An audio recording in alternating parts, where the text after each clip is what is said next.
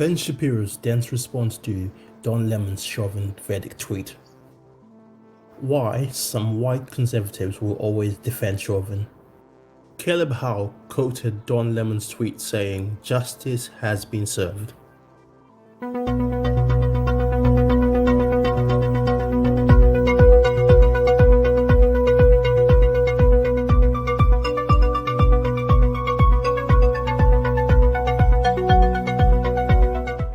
That was in response to the Derek Chauvin verdict.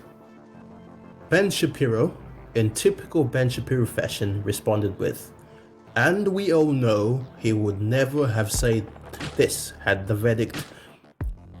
reverse verdict been reached." What? What? Where is the logic in that? Here are some examples of that logic at work. The plane has crashed. Ben Shapiro would respond, "We all know you would never have said this had the plane landed." My grandmother died.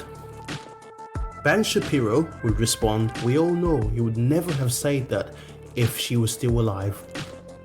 Dr. King was assassinated. Ben Shapiro would respond, "We all know you would never have said this if he had died of old age."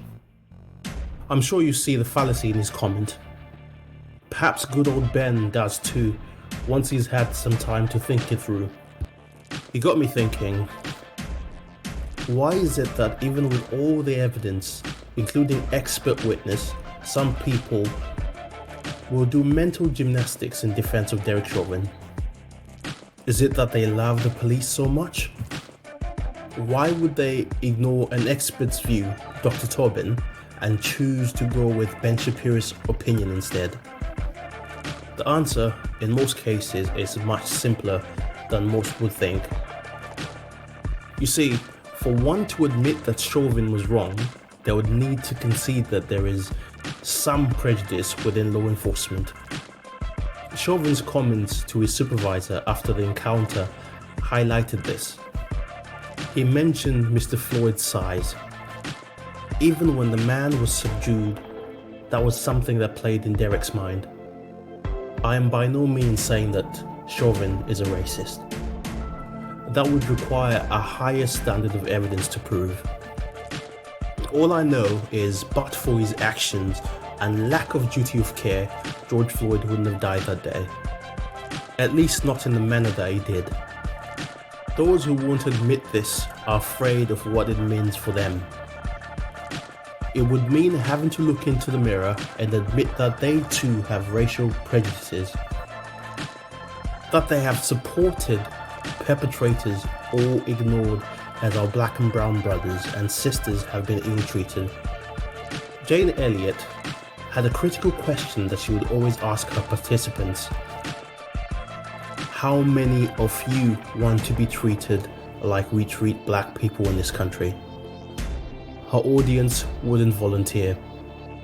To which she would ask, "That tells me that you know what is going on, and I want to know why you are okay with it." It is an uncomfortable mirror to stare into. That is the same reason we are uncomfortable speaking about the history of racism. That would require us to admit that Granddad and Grandma may have not been the lovely people we thought them to be. People like Ben Shapiro, Tommy Lauren, and Candace Owens are paid to keep those blinds over our eyes.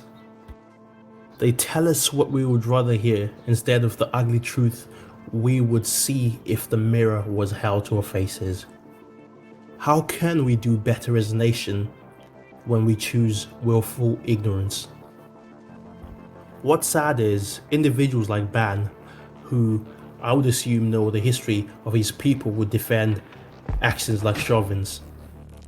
I will admit that this isn't an equivalent, but there were people in Nazi Germany who were paid to do what he does today, to dampen the collective conscience of the people.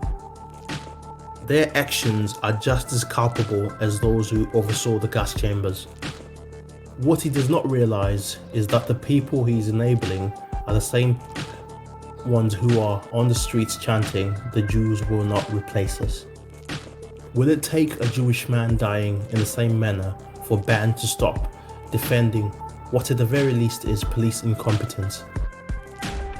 Let us know what you think in the comment section.